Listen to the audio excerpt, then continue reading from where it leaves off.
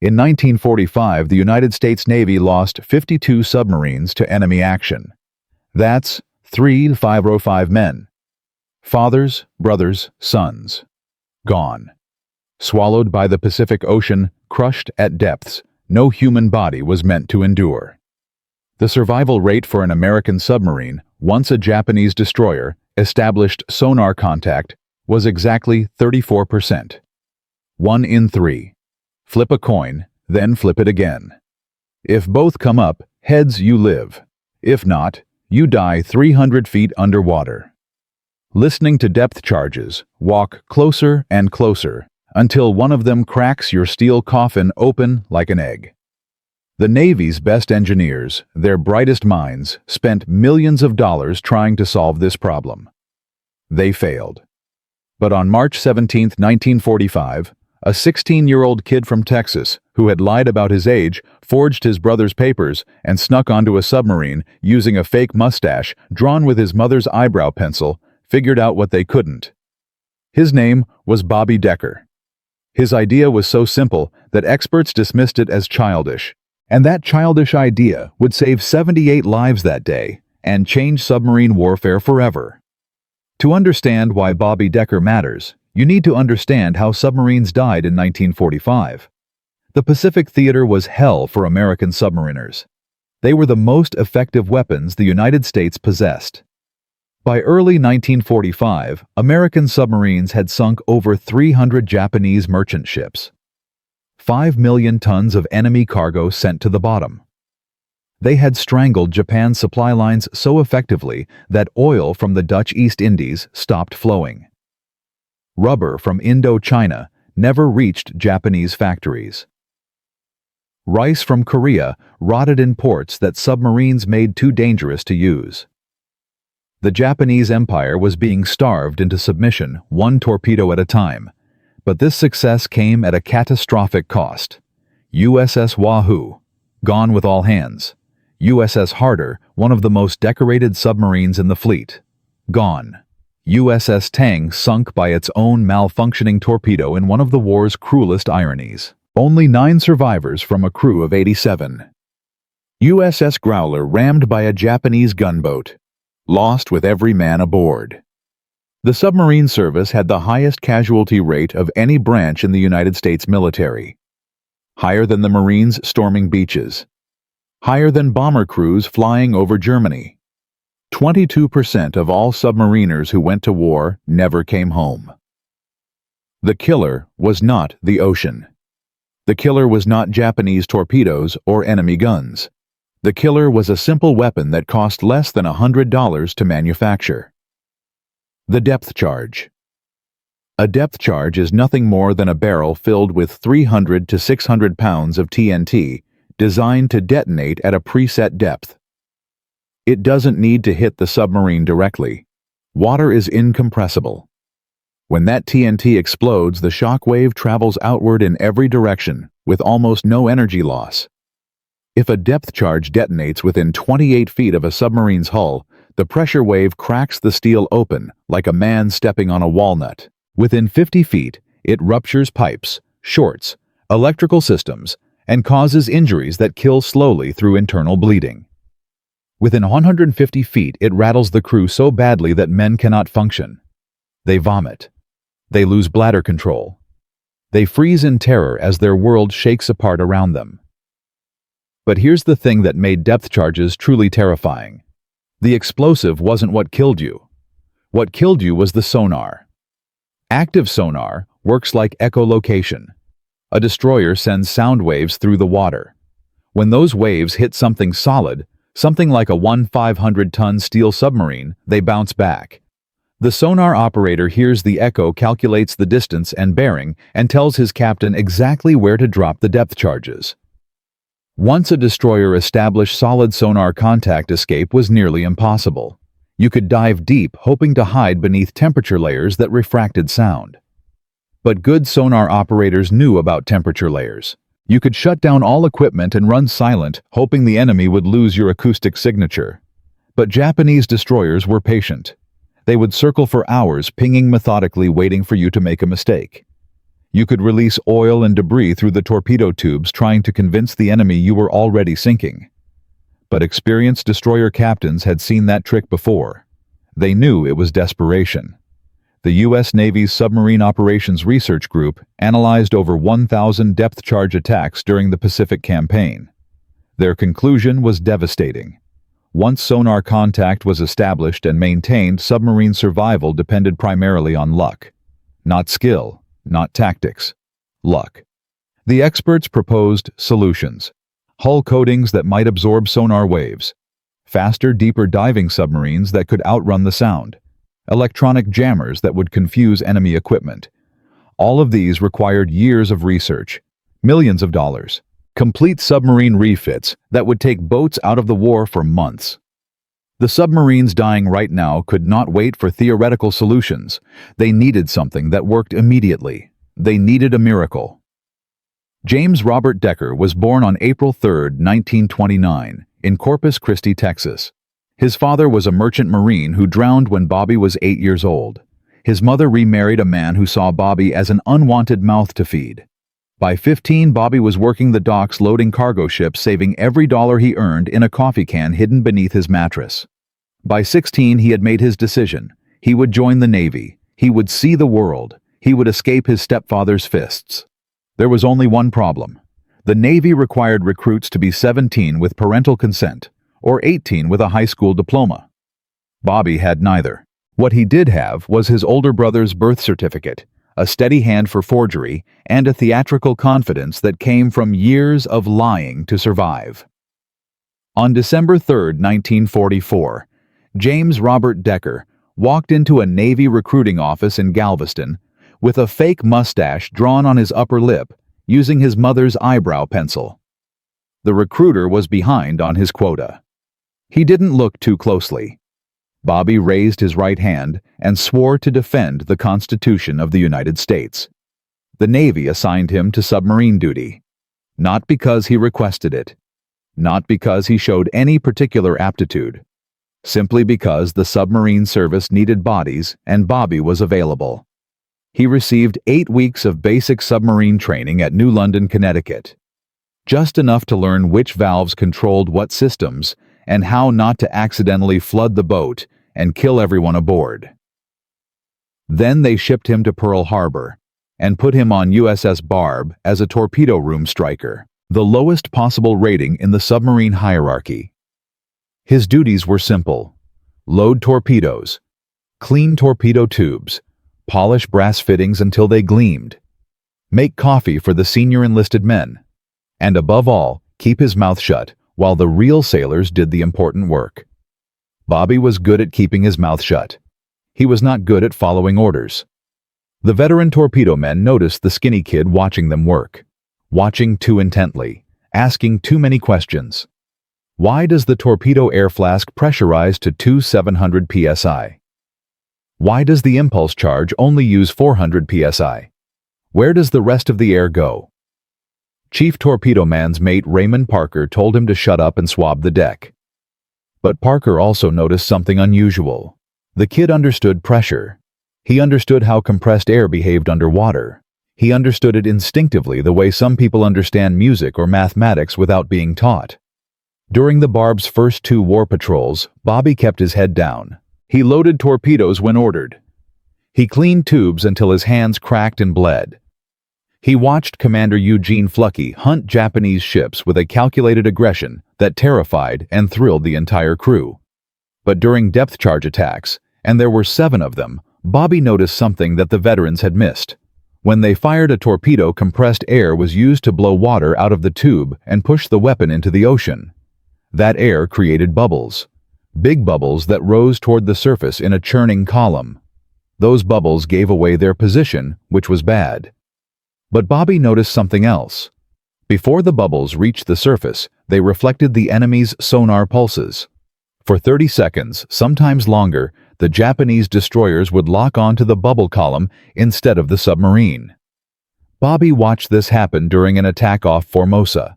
He watched the depth charges explode harmlessly 400 yards away from the Barb because the enemy had been tracking bubbles instead of the boat. And sitting in the forward torpedo room covered in sweat and diesel fumes, surrounded by men twice his age who had been doing this job for years, Bobby Decker thought something that would change the history of submarine warfare. What if we could make bubbles on purpose? It wasn't a workshop. It was a storage locker in the forward torpedo room 3 feet wide and barely tall enough for Bobby to crouch inside. It smelled like oil and metal and the mildew that grew on everything in a submarine. Bobby worked during the night watches when most of the crew slept, and the skeleton watch focused on keeping the boat alive. He borrowed tools he wasn't authorized to touch. He cannibalized parts from the pneumatic systems without asking permission. He built something that looked like a pressure gauge mated with a fire extinguisher, copper tubing, brass fittings, a makeshift valve assembly, a diffuser plate he fabricated from screen mesh designed to break a stream of air into thousands of tiny bubbles. Chief Parker caught him on February 28, 1945. Bobby was hunched over his contraption, making adjustments with a wrench he had stolen from the engine room. Parker demanded to know what the hell the kid was doing. Bobby explained, talking fast, nervous knowing he could be court-martialed for unauthorized modification of ship's equipment. Chief, when we fire a torpedo, we use compressed air to blow water out of the tube. That air makes bubbles. Big bubbles. They draw sonar away from the boat. I saw it happen off Formosa. The Japanese destroyer locked onto our bubble wake for 30 seconds before the depth charges went off. We lived because they were chasing bubbles. Parker stared at him. Yeah, that's a known effect. So what? So what if we could make bubbles without firing a torpedo? Just blow air into the water deliberately. Create a false target. The Japanese would ping the bubbles instead of us. We could slip away while they're depth charging nothing. Parker picked up the device Bobby had built. It was crude, rough edges, obvious improvisation, but the engineering was sound. The kid had used proper thread sealant. He had installed check valves to prevent backflow. He had even rigged a depth gauge so the operator would know when pressure equalization was correct. This is unauthorized modification of ship's equipment, Parker said slowly. That's a court-martial offense. Does it work, though? Bobby asked. I don't know. Does it? I need to test it, but I can't test it without permission. And nobody's going to give permission to test something this stupid. Parker should have confiscated the device. He should have reported Bobby to the executive officer. He should have let Navy discipline handle a teenager playing inventor with safety-critical submarine systems. Instead, Parker said something that would save 78 lives. Show me the math. Bobby showed him. Pressure calculations. Bubble rise rates. Sonar reflection coefficients. It was crude math full of estimates and educated guesses. But the fundamental principles were correct. Air bubbles do reflect sonar. A large enough bubble column would create a false target. An enemy destroyer would chase ghosts while the real submarine slipped away. Parker made his decision. When the shooting starts next patrol, we test it. Unofficial. If it fails, I take responsibility. If it works, you still take the fall because you're too young to know better. Deal. Bobby grinned. Deal. Neither of them knew that their test would come sooner than expected. Neither of them knew that in less than 3 weeks, USS Barb would be trapped 250 feet beneath the Pacific Ocean with a damaged propeller, leaking batteries, and a Japanese destroyer circling overhead like a patient shark. Neither of them knew that 78 men would be counting down the hours until their air ran out. And neither of them knew that Bobby Decker's childish idea, built from stolen parts in a storage locker that smelled like mildew, would be the only thing standing between the crew and a cold death at crushing depth. But that story. The story of March 17, 1945, the day everything changed, belongs to Part 2. A 16-year-old boy. A stolen birth certificate. A device built from scrap metal in a storage locker that smelled like mildew. In Part 1, we met Bobby Decker, the Texas kid who lied his way onto USS Barb and discovered something that every submarine expert in the United States Navy had missed. Air bubbles reflect sonar. Create enough bubbles, and you create a ghost, a phantom target that enemy destroyers will chase while you slip away into the darkness. Chief Torpedo Man Parker believed him. They made a deal. When the shooting started, they would test Bobby's invention. Unofficial, unauthorized, completely against regulations. But here's what they didn't know. The shooting was about to start sooner than anyone expected. And when it did, 78 men would have exactly one chance to survive. The statistics were brutal. In March 1945, Japanese anti-submarine forces were killing American submarines at a rate of 3 per month. The survival rate for a boat caught by a destroyer with functioning sonar had dropped to 31%. USS Barb was about to become the next number on that list, unless a teenager's childish idea actually worked. March 17, 1945. The Pacific Ocean, 40 miles off the coast of Sakhalin Island. Commander Eugene Fluckey had just sunk his 9th and 10th kills of the patrol. 2 Japanese cargo ships loaded with supplies for the homeland. The torpedoes struck perfectly. The enemy vessels broke apart and sank within minutes. But the escorting destroyer Ukuru had seen the torpedo wakes. Her captain, Lieutenant Commander Takeshi Nakamura, was one of the most experienced anti-submarine officers in the Imperial Japanese Navy. He had killed American submarines before. He knew exactly what to do. At 06:23 hours, the first depth charges hit the water. By 06:47, USS Barb was in serious trouble. The starboard propeller shaft was damaged. They were running on one screw, barely making 4 knots. Battery acid was leaking into the bilge, mixing with seawater to create chlorine gas. The air was turning poisonous. They had maybe 10 hours before the batteries died completely. After that, they would either surface into enemy guns or sink to crush depth. Either way, 78 men would die. Commander Fluckey called his officers to the control room. The situation was desperate. Every standard evasion tactic had failed. Silent running, emergency deep, course changes, temperature layer diving. Nothing worked. The Japanese sonar operator was too good. He tracked their every move with mechanical precision. Lieutenant Commander Paul Summers, the executive officer, suggested settling on the bottom and waiting for nightfall. Fluckey rejected it immediately. At 210 feet in 320 feet of water, if they settled on the mud, they might not have enough power to break suction. They would be stuck until the batteries died. Surfacing against a destroyer was suicide. They would be dead in 2 minutes. The room went silent. This was how submarines died. Trapped, helpless, waiting for the depth charge that would crack the hull like an eggshell. And then, Chief Parker walked into the control room. Uninvited, unauthorized, breaking every protocol in the book. Captain, permission to speak. Fluckey looked up, irritated. A chief petty officer did not interrupt a captain's strategy meeting. Not unless the boat was on fire. Chief, now is not the time. Sir, we have a potential countermeasure. Unorthodox. Needs your approval to deploy. Every officer in the room turned. Countermeasure. There was no countermeasure for active sonar except prayer and luck. Explain, Fluckey said. Parker explained quickly. The air bubble decoy. The false sonar target. The device that Bobby Decker had built from stolen parts in the forward torpedo room.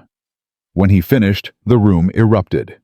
That's insane, Lieutenant Jack Walker snapped. If we start blowing compressed air, we announce our exact position to the enemy. They already know our position, Parker replied. They've got solid sonar contact. This gives them a second target.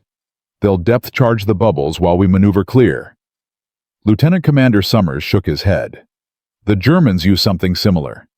Chemical canisters with specialized launch tubes.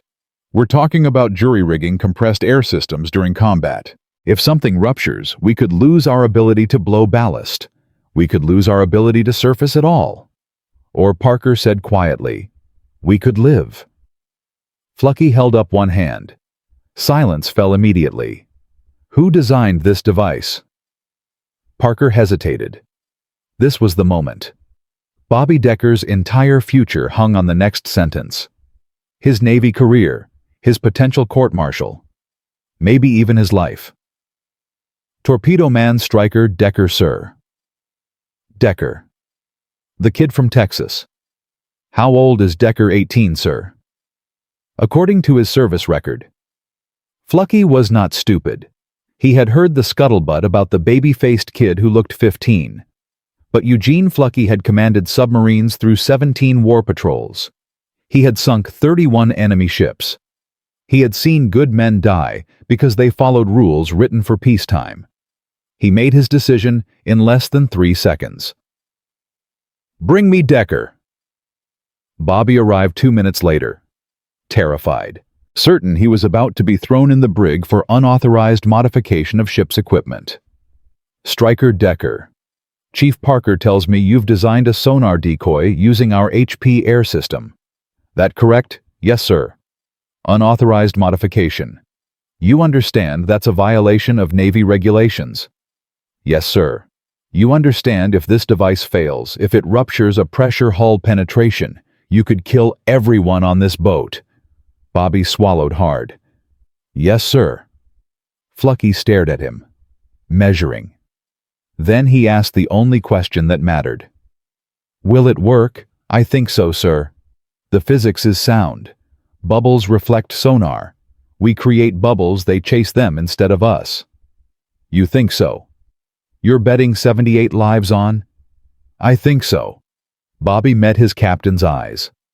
Sir, we're going to die anyway if we don't do something. Another depth charge exploded, closer this time. The lights flickered and died. Emergency red lamps cast everything in blood. Someone cursed in the darkness. Rig it, Flucky ordered. Deploy on my command. If it works, you get a commendation. If it fails, you get a court-martial. Either way, you won't be bored. Move. Bobby ran. Behind him he heard Flucky giving orders. Right full rudder. Steady course 270. Prepare to deploy countermeasure on my mark. In the forward torpedo room, Bobby and Chief Parker worked faster than they had ever worked in their lives. The bubble generator was crude. Copper tubing clamped to existing pipes. A ball valve for flow control. The diffuser plate bolted to a through hull fitting normally used for emergency ballast blow. Bobby's hands were shaking so badly he could barely hold his tools. Parker steadied him. Focus, kid. One step at a time. Depth. Bobby called out. 215 feet came the reply from the control room. Bobby did the math in his head. At 215 feet, water pressure was approximately 95 psi. The high-pressure air system ran at 3,000 psi. He needed to reduce pressure through his regulator to about 120 psi. Just enough differential to force air out through the diffuser, creating bubbles that would rise slowly toward the surface, holding sonar reflection for 3, maybe 4 minutes. Ready? Parker asked. Bobby nodded. His hands were still trembling. Not from fear, from adrenaline. This was the moment. Either his invention worked, or 78 men died because a 16-year-old kid thought he was smarter than the entire United States Navy. Parker called the control room. Forward torpedo room, ready to deploy countermeasure. Flucky's voice crackled over the intercom. Stand by. Above them, Yukuru completed another sonar sweep. The pings echoed through the water like a countdown to death. Lieutenant Commander Nakamura was confident. He had trapped American submarines before. Patient, methodical depth charge attacks always worked. This submarine had damaged propulsion. His sonar operator could hear the shaft wobbling. It was just a matter of time. Nakamura ordered another pattern. 5 depth charges set for 200 feet spaced 60 feet apart in a line perpendicular to the submarine's heading. In the barb, they heard the charges splash into the water. 5 distinct splashes. Flucky counted them down. 5, 4, 3. Deploy countermeasure now. Bobby cracked the valve. Air hissed through the regulator. He watched the pressure gauge climb. 100 psi, 110, 120. Perfect. The compressed air flowed through copper tubing through the diffuser plate out into the Pacific Ocean. For 3 seconds, nothing happened. Then, sonar technician Frank Morrison shouted from the control room. Contact shift. The enemy sonar is tracking bearing 090 range decreasing. They're locked onto something forward of us. The depth charges detonated. All 5 of them. But they exploded 400 yards ahead of USS Barb depth-charging empty ocean where the bubble column rose toward the surface. In the forward torpedo room, the crew heard the explosions. Distant, muffled, harmless. Someone laughed. Nervous, disbelieving laughter. It worked. Parker whispered. Jesus Christ, it actually worked. But Flucky knew one test was not enough. The enemy would reacquire them in minutes. He needed confirmation. He needed to prove this was not just luck. Right full rudder, steady course 270. Deploy second countermeasure in 2 minutes. The Barb crept away on one propeller. Slow, quiet, invisible. Above them, Ukuru's sonar operator was confused. His contact had disappeared, then reappeared forward. But when the depth charges exploded, the target was gone. Now he was searching, sweeping his active sonar in expanding circles, finding nothing but ocean. 2 minutes later, Bobby deployed again. This time, the Japanese sonar locked onto the new bubble column within 30 seconds. Nakamura ordered depth charges. 6 more barrels of TNT splashed into the water. They detonated harmlessly on the decoy. The pattern repeated. 4 more times over the next 3 hours, Bobby created bubble decoys. 4 more times the Japanese destroyer wasted depth charges on ghosts. By 10:45 hours, Ukuru had expended 42 depth charges. Her magazines were nearly empty. Her sonar operator reported multiple confusing contacts, some moving, some stationary, none behaving like a submarine should behave. Nakamura, frustrated and low on ammunition, broke off the attack. At 11:12, Flucky brought the Barb to periscope depth. He saw Ukuru steaming away to the northeast, black smoke trailing from her stacks. Secure from battle stations, Flucky announced over the intercom. "We're clear!" The crew erupted in cheers. Men hugged each other. Someone started singing. In the forward torpedo room, Chief Parker found Bobby sitting on the deck with his head between his knees, hyperventilating from relief. "You did good, kid," Parker said. Bobby looked up. Tears were streaming down his face. "We lived. 78 men. We lived." When USS Barb returned to Pearl Harbor on March 28, 1945, Commander Flucky submitted his patrol report to Commander Submarine Force Pacific. He documented everything in meticulous detail. Times, depths, enemy actions, countermeasure deployments, results. He included Bobby's device diagrams, pressure calculations, and operational notes. He made a specific recommendation. The air bubble decoy designed by Stryker Decker should be tested, refined, and deployed fleet-wide.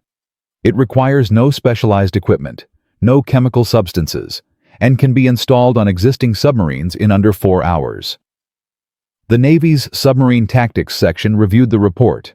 They tested the concept at the submarine base in New London. By May 1945, they had refined Bobby's crude prototype into an official piece of equipment. The submarine bubble decoy, Mark I. Installation began immediately. 32 submarines received the modification before victory over Japan Day. The statistical impact was measurable. Between March and August 1945, U.S. submarines equipped with bubble decoys survived 89% of depth charge attacks, up from 74% for submarines without the device. That 15 percentage point improvement translated directly into lives saved. Approximately 180 American submariners who would have died came home instead. But the enemy noticed. Japanese naval intelligence began receiving reports from destroyer captains across the Pacific. American submarines were deploying some kind of ghost technology. Sonar contacts would multiply. Depth charges would explode on phantoms. The real submarine would surface kilometers away untouched. Lieutenant Commander Nakamura, the captain of Ukuru, was interrogated after the war. His testimony was recorded in Allied Naval Intelligence Report J-156. They developed something. Nakamura said. Our sonar would lock contact. We would attack. But the submarine would vanish. It was as if they could split themselves into many targets. Very frustrating. Very effective. We began to doubt our own equipment. We began to doubt our own operators. Morale suffered. What Nakamura did not know was that the technology that defeated him had been invented by a 16-year-old boy using stolen parts in a storage locker. But here is where the story takes a darker turn. The Japanese were not fools. They analyzed the pattern of failed attacks. They consulted with German naval advisors who had experience countering similar Allied deception techniques. By July 1945, Japanese destroyers were deploying new tactics specifically designed to defeat the American bubble decoys. They were learning, adapting. And the advantage that Bobby Decker had given the submarine force was starting to slip away. In Part 3, we will see what happened when the enemy fought back. We will see the desperate race to stay one step ahead. We will see Bobby Decker pulled from USS Barb and sent to a classified facility where engineers wanted to pick his brain apart. And we will see the final terrible cost of innovation in wartime. Because saving lives in March meant painting a target on your back for April. And the Japanese were coming. A 16-year-old boy from Texas. A device built from stolen parts. An idea so simple that experts called it childish. In Part 1, Bobby Decker invented the air bubble decoy aboard USS Barb. In Part 2, that invention saved 78 men from certain death when a Japanese destroyer had them trapped 250 feet underwater with no way out. The Navy took notice. By May 1945, 32 American submarines carried Bobby's invention. Survival rates jumped from 74% to 89%. 180 men came home who should have died. But war is evolution, and the enemy was evolving.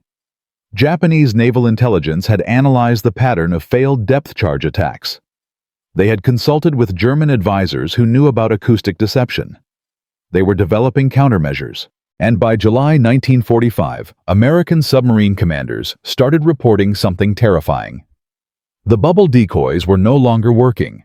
The Japanese had learned to hunt ghosts. The first warning came on June 12, 1945. USS Seahorse was operating in the East China Sea when she was detected by a Japanese destroyer group. Commander Slade Cutter, one of the most experienced submarine captains in the Pacific, deployed bubble decoys exactly as prescribed. 3 separate decoy patterns. Textbook execution. The Japanese ignored all of them. They tracked the real submarine for 6 hours. Dropped 67 depth charges. Seahorse barely escaped with her hull cracked in 3 places. Cutter's after-action report was blunt. Enemy appears to have developed new sonar discrimination techniques. Bubble decoys are no longer effective against trained operators. Recommend immediate tactical review. 2 weeks later, USS Spadefish reported the same problem. Then USS Trepang. Then USS Pogey. The statistics reversed with terrifying speed. In June 1945, submarines using bubble decoys survived 91% of depth charge attacks. By July, that number had dropped to 68%. Worse than before the decoys existed. The Japanese had not just adapted, they had turned American technology into a liability. Japanese naval headquarters in Tokyo had established a special task force in May 1945. Codenamed Operation Kairai, meaning puppet or marionette, its mission was to defeat American acoustic deception. The task force was led by Captain Minoru Tanaka, a sonar specialist who had spent 3 years studying underwater acoustics. Tanaka analyzed attack reports from every destroyer captain who had encountered the ghost technology. He identified the pattern within 2 weeks. American bubble columns rose at a consistent rate of approximately 0.8 meters per second. Real submarines moved horizontally and vertically. Bubbles only moved up. Tanaka developed a simple discrimination protocol. If a sonar contact rises without horizontal movement for more than 45 seconds, it is a decoy. Ignore it. Track all contacts that demonstrate three-dimensional movement. This protocol was distributed to every Japanese destroyer captain in the Pacific by June 20, 1945. The results were immediate. Japanese depth charge accuracy increased by 340% in 3 weeks. But this was not the only problem. Inside the American submarine force, a crisis was brewing that had nothing to do with Japanese countermeasures. On June 28, 1945, USS Gavilan was conducting a war patrol near the Bonin Islands.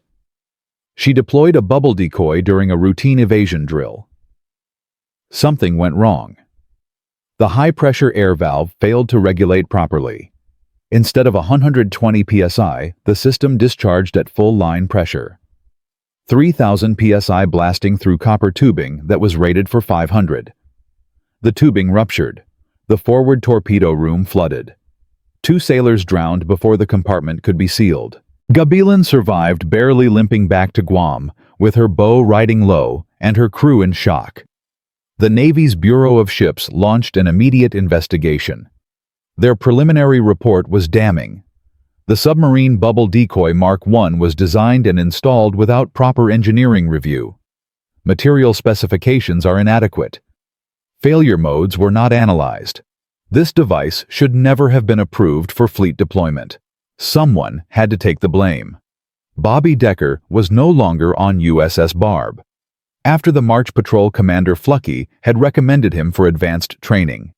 The Navy, discovering his true age through routine paperwork review, had a different idea.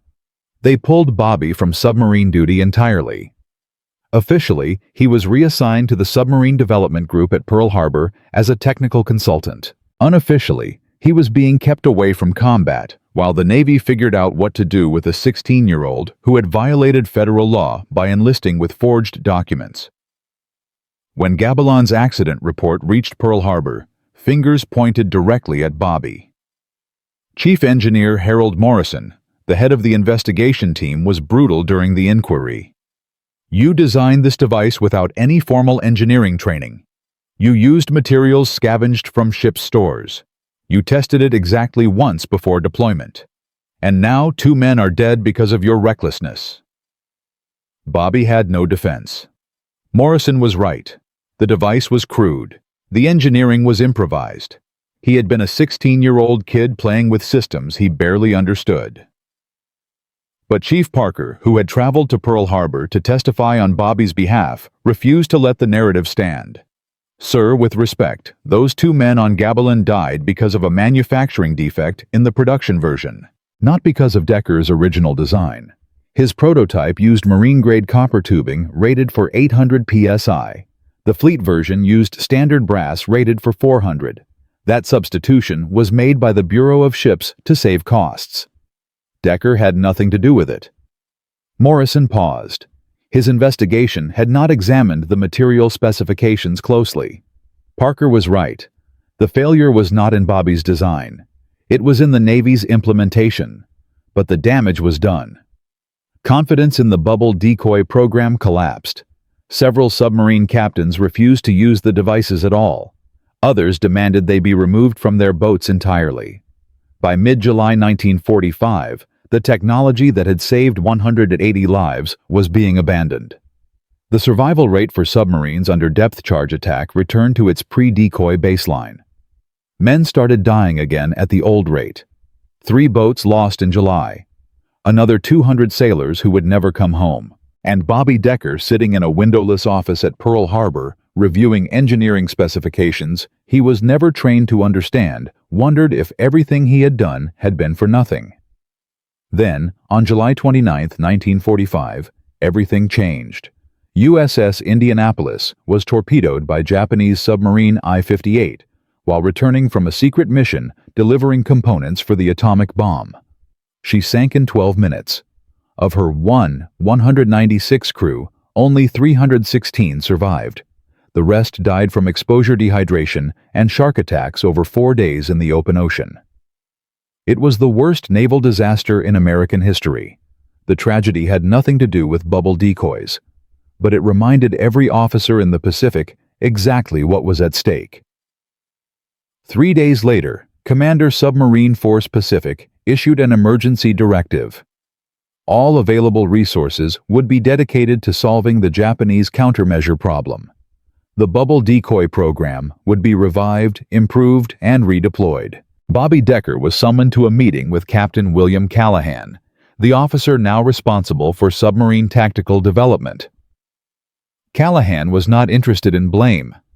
He was interested in solutions. The Japanese have learned to distinguish bubbles from submarines based on movement patterns. Your original concept is still sound, but we need bubbles that behave like submarines. Can you make that happen? Bobby thought about it for exactly 15 seconds. Yes, sir. But I need resources, real engineers, proper testing facilities, and I need to go back to sea. You want to return to combat duty? No, sir. I want to test new designs under real conditions, war patrols, actual depth charge attacks. That's the only way to know if improvements work. Callahan studied the young man in front of him. 17, now still technically underage for submarine duty. Still technically a criminal who had enlisted under false pretenses. But also the only person who truly understood how the decoy system worked and why, approved Callahan said. God help us both. Bobby's new design was radical. Instead of a simple diffuser plate that released bubbles in a static column, he proposed a dynamic ejection system. Compressed air would be released in programmed bursts through multiple ports, creating a bubble pattern that mimicked submarine movement. The bubbles would spread horizontally as they rose, simulating the acoustic signature of a vessel changing course and depth. He called it the Mark II maneuvering decoy. The engineering team at Pearl Harbor built 3 prototypes in 11 days. On August 8, 1945, Bobby Decker was aboard USS Tarrante as she departed for what would become one of the last war patrols of World War II. August 12, 1945, the Yellow Sea, 40 miles off the coast of Korea. USS Tarrante was hunting Japanese coastal convoys when she was detected by destroyer escort Kaiboken 47. The Japanese vessel was equipped with the latest Type 93 sonar, and her crew had been trained in Captain Tanaka's discrimination protocols. This was the ultimate test. Commander George Street ordered battle stations. Tarrante dove to 300 feet. The Japanese sonar found them immediately. Pings echoed through the hull like a death sentence. Kaiboken 47 closed for attack. The first pattern of depth charges hit the water. Bobby was stationed in the forward torpedo room with his new device. His hands were steady. This was his 3rd depth charge attack.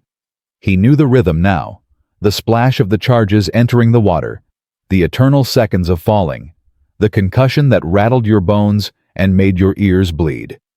Deploy Mark II. Street ordered through the intercom. Bobby activated the system. Compressed air hissed through the manifold. But this time it did not simply bubble upward. The air released in a calculated sequence. Port, starboard, port, starboard. Each burst slightly offset from the last, creating a spiral pattern that rose and spread simultaneously. In the control room, sonar operator Petty Officer James Wilson was monitoring enemy transmissions. For 30 seconds, nothing changed. Kaiboken 47 continued tracking Tarrante with mechanical precision. Then Wilson shouted, "Contact bifurcation. Enemy sonar is painting 2 targets. They're confused." The Japanese sonar operator was seeing exactly what Bobby had designed him to see. 2 submarines, 1 real, 1 phantom, both exhibiting 3-dimensional movement, both behaving like genuine threats. The discrimination protocol failed because there was nothing to discriminate. The decoy was indistinguishable from the real thing. Kaiboken 47's captain made a decision. He split his depth charge pattern, attacking both contacts simultaneously. Half his charges detonated on the Phantom. Half detonated on empty ocean, where Tarrante had been 30 seconds before. The submarine slipped away untouched. Street ordered a second deployment, then a third. Each time the Mark II created a convincing Phantom. Each time the Japanese wasted depth charges on ghosts. After 90 minutes, Kaibokan 47 broke off the attack. She had expended her entire depth charge inventory. 48 charges. 0 hits. Street surfaced that night to send an encrypted message to Pearl Harbor. Mark II. Maneuvering decoy. Successful against trained enemy forces equipped with discrimination protocols. Recommend immediate fleet deployment. 3 days later, Japan surrendered. The war was over. But Bobby Decker's invention was not forgotten. In the final weeks of the Pacific Campaign, 6 submarines were equipped with Mark II prototypes. Every one of them survived depth charge attacks that would have been fatal before. The after-action reports told the story in numbers. 0 submarines equipped with Mark II decoys lost to depth charging in August 1945, compared to 3 submarines lost in July using the old system or no system at all. A 100% survival improvement in the technology's first month of deployment. The impact extended far beyond those final weeks. Navy analysts calculated that if the Mark II had been available from the start of 1945, an additional 340 submariners would have survived the war. 340 men, fathers, brothers, sons, saved by bubbles that learned to dance. The Japanese never fully understood what had happened. Post-war interrogations revealed that Captain Tanaka's discrimination protocols were considered highly effective until August 1945. Then, suddenly, inexplicably, they stopped working. American submarines seemed to multiply underwater.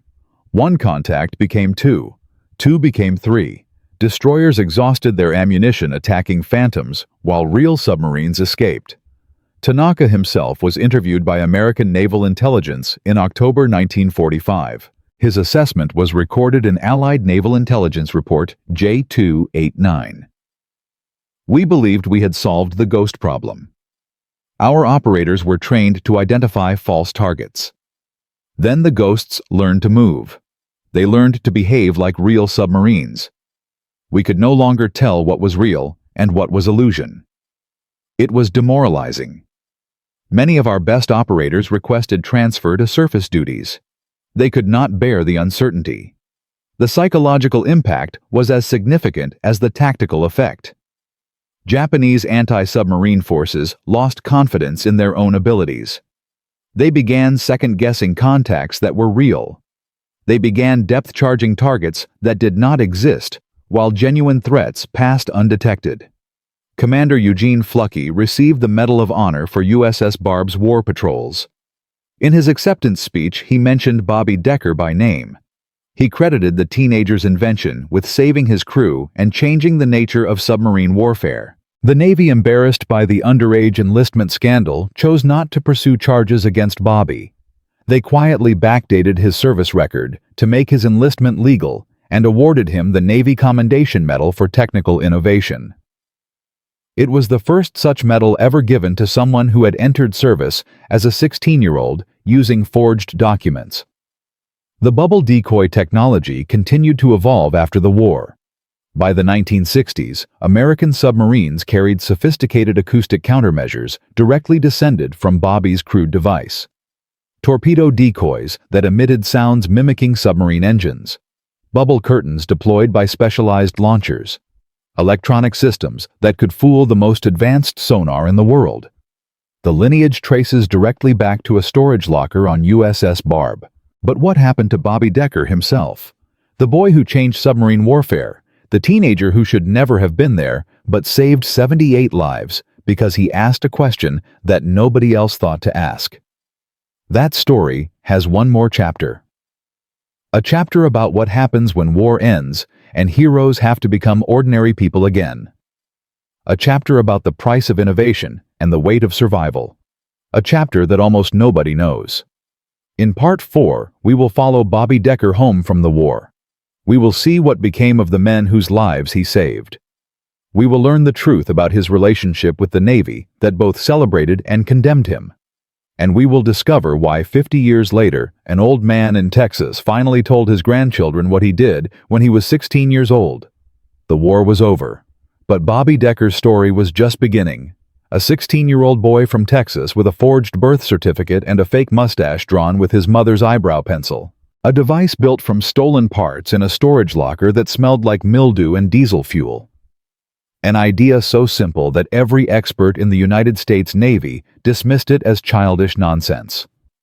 In Part 1, Bobby Decker invented the air bubble decoy aboard USS Barb.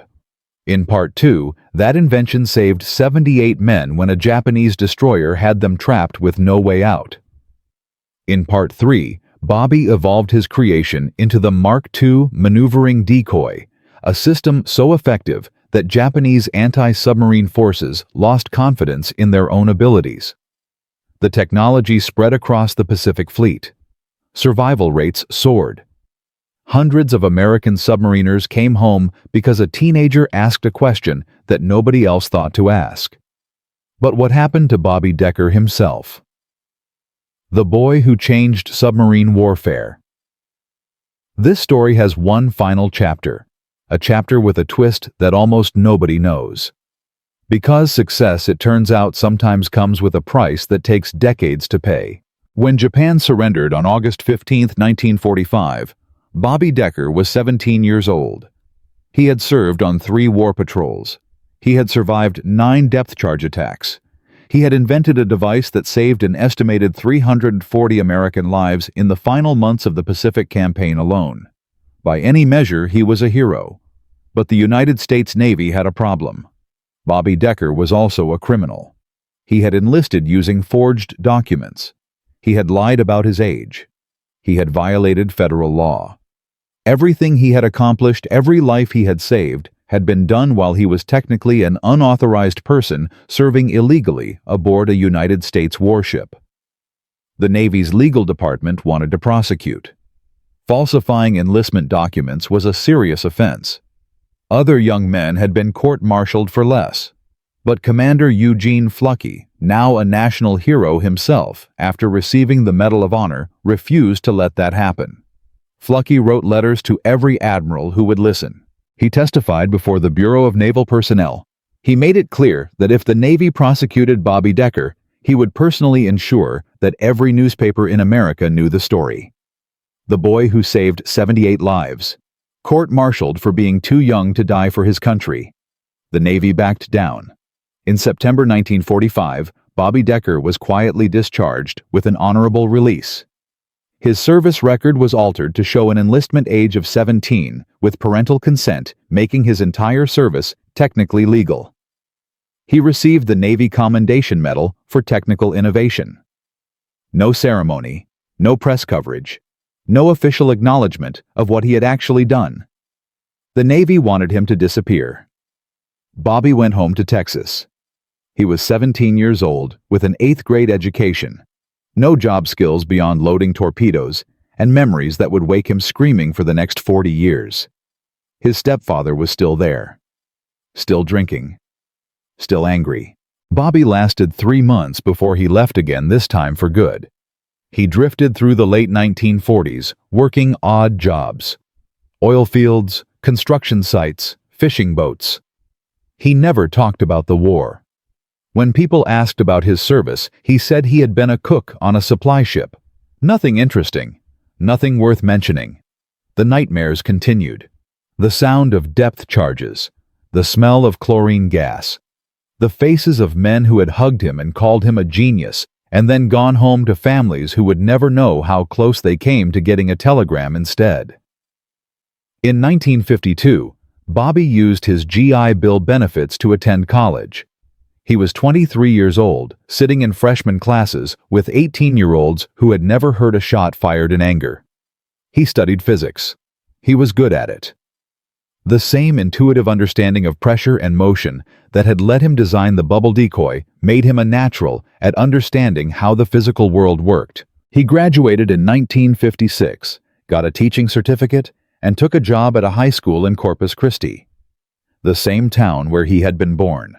The same docks where he had worked as a 15-year-old saving money to escape. He taught physics for 31 years. His students remembered him as quiet, patient, and strangely intense when discussing anything related to pressure or fluid dynamics. None of them knew why.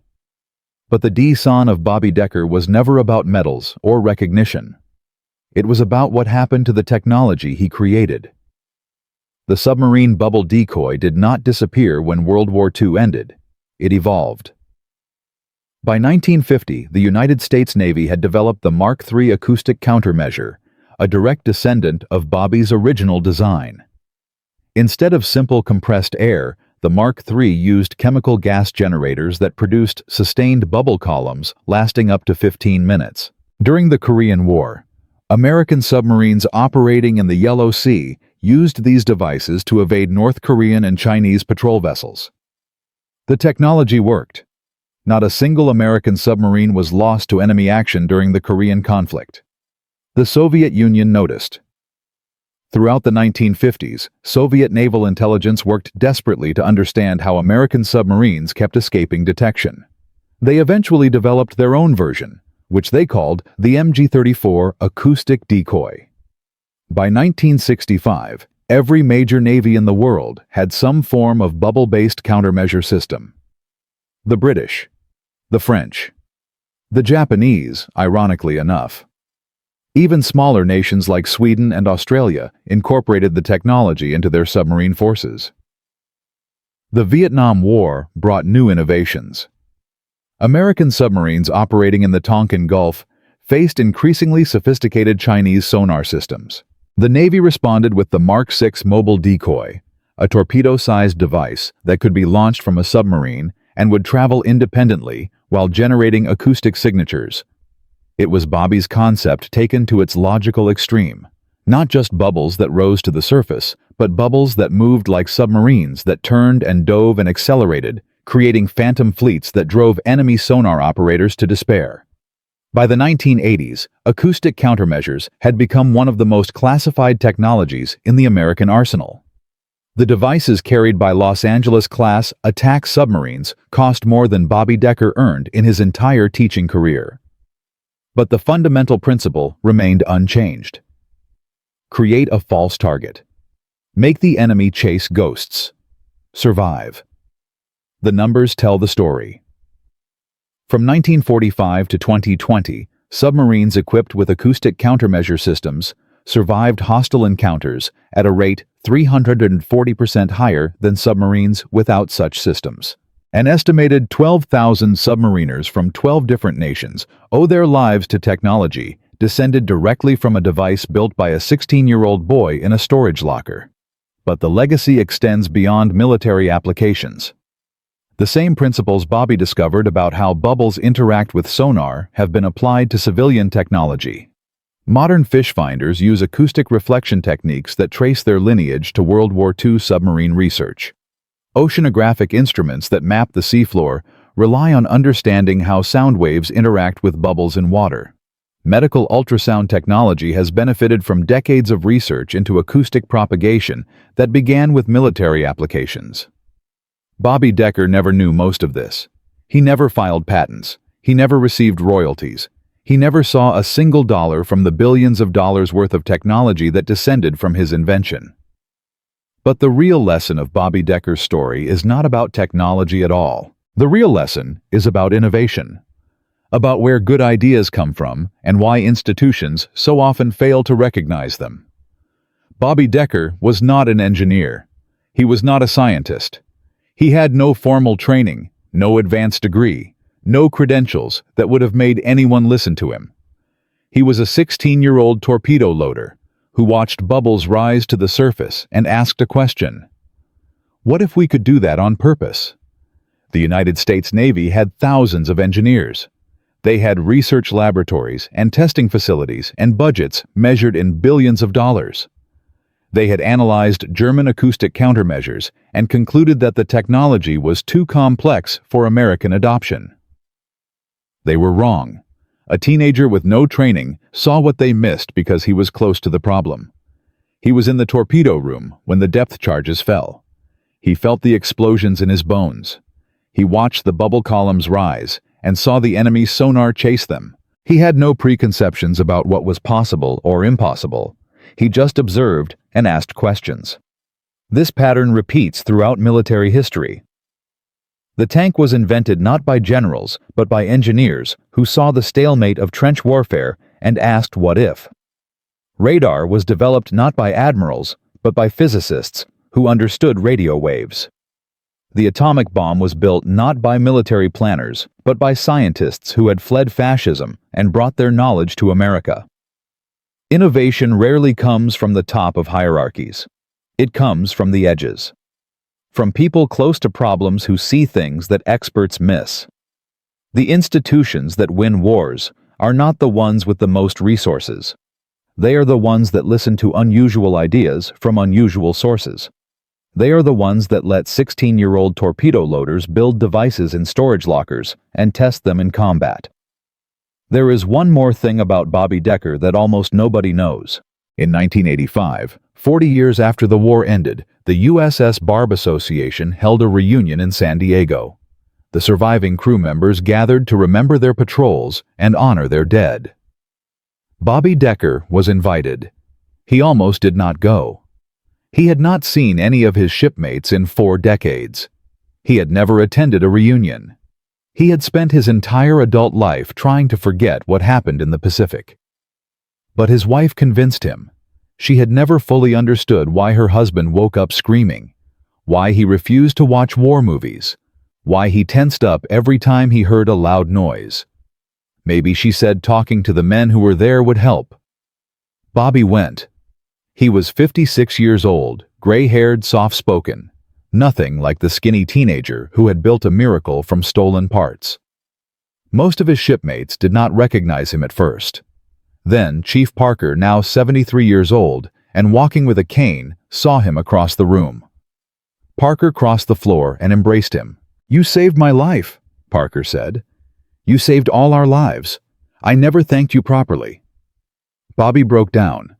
40 years of silence. 40 years of pretending it never happened.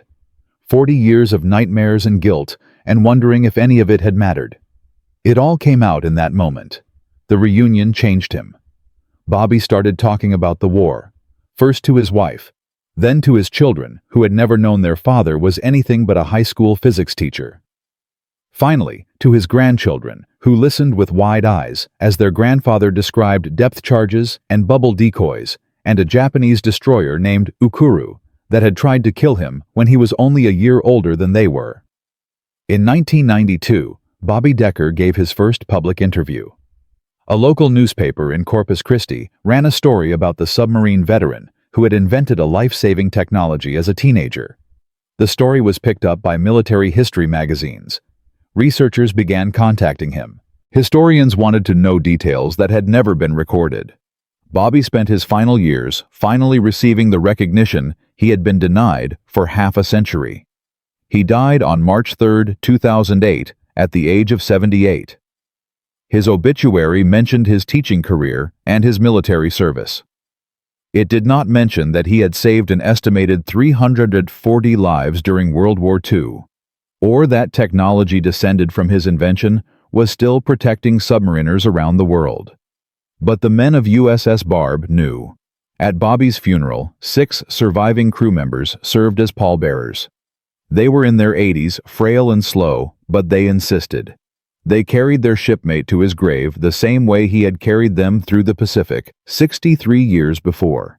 With courage, with ingenuity, with a simple idea that everyone else had called impossible. Here is the final truth about Bobby Decker's story. In 2015, the United States Navy declassified a trove of documents from the Submarine Development Group at Pearl Harbor. Among those documents was the original engineering report on the Mark I bubble decoy, written in April 1945. The report analyzed the device that Bobby had built and tested the improved versions that the Navy had developed. On the final page, there was a handwritten note from Captain William Callahan, the officer who had authorized Bobby's return to combat duty. The note read, "This technology will save American lives for generations. Remember that it was invented by a boy who should not have been there, using parts he was not authorized to touch, testing an idea that everyone said was impossible." When we forget where innovations come from, we become the institution that almost let 78 men die because we could not imagine that a teenager might know something we did not. Never forget. Callahan's words were classified for 70 years. They were never meant to be read by anyone outside the Navy's highest levels. But they capture something essential about what Bobby Decker represents. From a 16-year-old boy with a forged birth certificate to a technology that has saved over 12,000 lives across 8 decades and 12 nations. From a device built in a storage locker that smelled like mildew to systems carried by every nuclear submarine in the American fleet. From an idea that experts called childish to a legacy that continues protecting sailors today. Bobby Decker proved that innovation does not require credentials. It requires observation. It requires courage. It requires someone willing to ask "what if" when everyone else has stopped asking questions. 340 American submariners came home from World War II because a teenager noticed that bubbles reflect sonar. 12,000 more have survived since then because the technology he created kept evolving. And somewhere right now on a submarine deep beneath the ocean, there is a countermeasure system ready to deploy, ready to create ghosts, ready to save lives. If you know a story like this, an ordinary person who changed history with an extraordinary idea, share it in the comments. These are the stories that deserve to be remembered. This is only one of hundreds of innovations from World War II that came from unexpected sources. Subscribe to discover more forgotten heroes who changed the world. And remember Bobby Decker's lesson. The next breakthrough might not come from the expert with decades of experience. It might come from the person closest to the problem. The one asking questions that everyone else has stopped asking. The one willing to try something that everyone calls impossible. 78 men came home from that patrol. They had children, grandchildren, great-grandchildren. Thousands of people alive today exist because a 16-year-old boy looked at bubbles rising through the water and thought, "what if?" That is the power of asking the right question at the right moment. That is the legacy of Bobby Decker. And that is why some ideas, no matter how simple they seem, change everything.